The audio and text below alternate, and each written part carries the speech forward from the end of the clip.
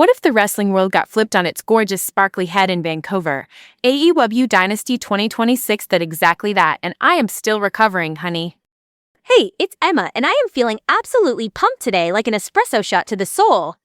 So, let's talk. AEW Dynasty 2026 landed in Vancouver, which was the first time AEW ran a pay-per-view in that city, and the energy was a total vibe. This show is one of AEW's big tentpoles every April, and this one was stacked with high stakes, heavy storytelling, and a crowd that was living rent-free in my head the entire night.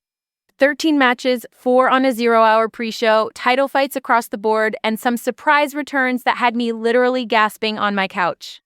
We will get into all of it. Let me set the scene with a little story. Years ago, I went to my first big concert. Think indie pop darling who just broke big, and the venue was buzzing. It felt like standing inside a glittery soda can about to pop. The lights go down, the crowd roars, and right at the first chorus, the sound cuts out.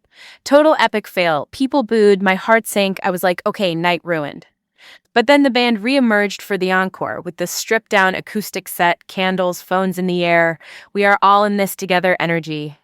It turned into this raw, electric, goosebumps moment that I still talk about at brunch, much to my friends' annoyance.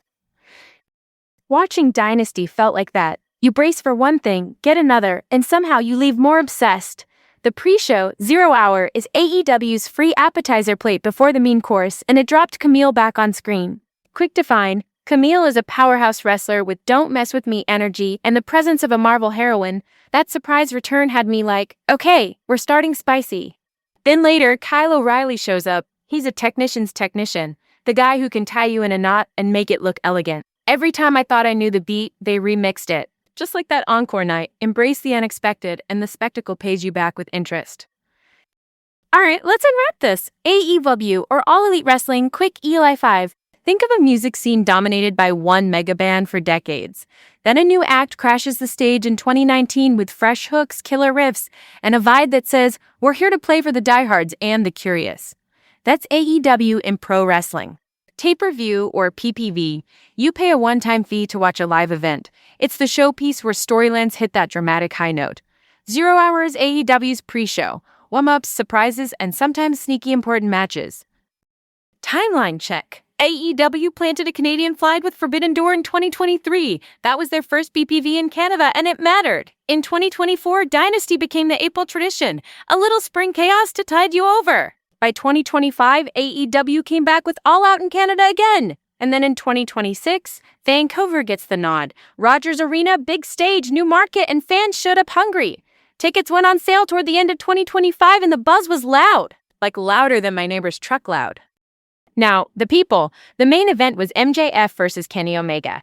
MJF, if villainy had a valedictorian, it would be him. Witty, ruthless, perpetually moisturized, the AEW World Champion who will talk circles around you and then pin you for the main. Kenny Omega, Canadian wrestling icon, live, dangerous, video game boss energy. Imagine being MJF walking into Vancouver, crowd heat like a sauna, the storylines nipping at your heels, the belt around your waist feeling 10 pounds heavier because it is Canada and Kenny is Kenny.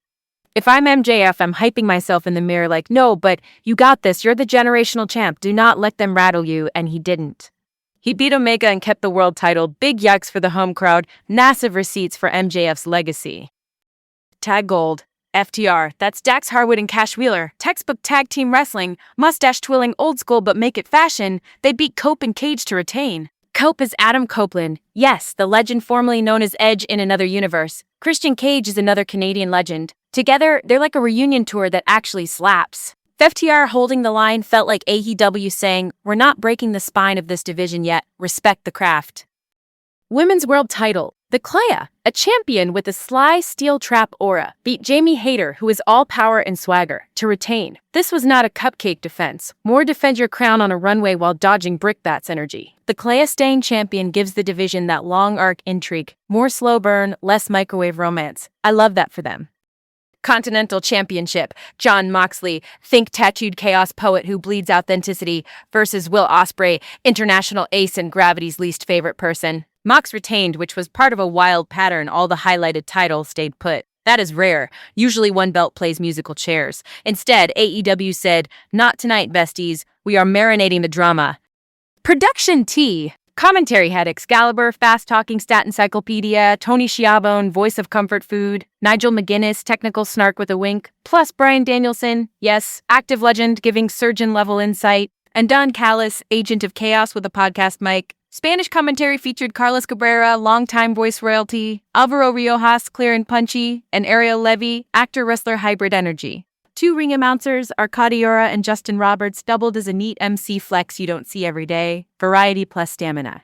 Ref squad roll call, Aubrey Edwards, Bryce Remsburg, Mike Posey, Paul Turner, Rick Knox, Stephon Smith, pros who keep the circus on schedule. How to watch. In the US, HBO Max carried AEW PPVs with a subscriber discount, which is, frankly, a slay for streaming bundles. You also had Prime Video, Triller TV, PPV.com, and even YouTube. Yes, YouTube, which is kind of wild for premium events, but also very modern, like ordering couture on your phone at brunch. Outside the US and Canada, there's My AEW, a dedicated international streaming option, so fans are not battling time zones like final bosses. And if you're a social butterfly, chains like Dave & Buster's and Tom's Watch Bar were showing Dynasty in-house, communal chaos, fries, and suplexes, the dream trifecta. Okay, pause, because this next part is everything. The big debate. Are we getting oversaturated with wrestling shows? Is the calendar mid because there is just too much? I get it. Wallets cry, attention spans shriek. But AEW's strategy keeps me in. The mix of platforms, the watch party vibes, the zero-hour surprises, and the long-range storytelling. When all 4 major titles retain in one night, that is not laziness, that is a chess move. You extend feuds, you make the eventual dethroning feel like a kismet moment. For casuals, the multi-platform access is a low-friction on-ramp. For diehards, the intricate booking is dessert. Bounce, honey. Let's play a what-if. What if Kenny Omega had actually beaten MJF in Vancouver? Imagine the building melting, the comedian hero glow up. The main event picture would have detonated overnight. AEW chose the other fork. MJF holding, and now the chase lingers. Sometimes denying the dopamine hit makes the next one hit harder. Cool, but effective. Just saying. Culture check. Why is AEW not referenced more in mainstream TV and movies? Like, where's the prestige dramedy about life on the road, the friendships, betrayals, and that ring lights and hotel lobbies aesthetic? Give me a limited series that follows a rookie on Zero Hour to a title chase, with a commentary booth subplot and a villain manager chewing scenery. It would print money and, more importantly, convert the uninitiated. Hollywood, call me. Okay, let's move on with a quick recap. Dynasty 2026 in Vancouver. First AEW PPV in that city. 13 matches with 4 on 0 hour. Camille returns early, Kyle O'Reilly returns later, MJF, FTR, the KLA, and Moxley all retain. Watch parties nationwide. Multi-platform streaming including HBO Max with a discount. Spanish commentary showing love to a huge fan base, and 2 ring announcers to keep it spicy. The whole might said, we are global, we are accessible, and we are not afraid of a slow burn. Next time, we need to talk about AU's crossover potential with music festivals. Think ringing the round at Coachella, brand activations, entrance themes as headline sets. Yes, I have ideas. All right, folks, that's the tea. Let's leave it there and spill more next time. Later.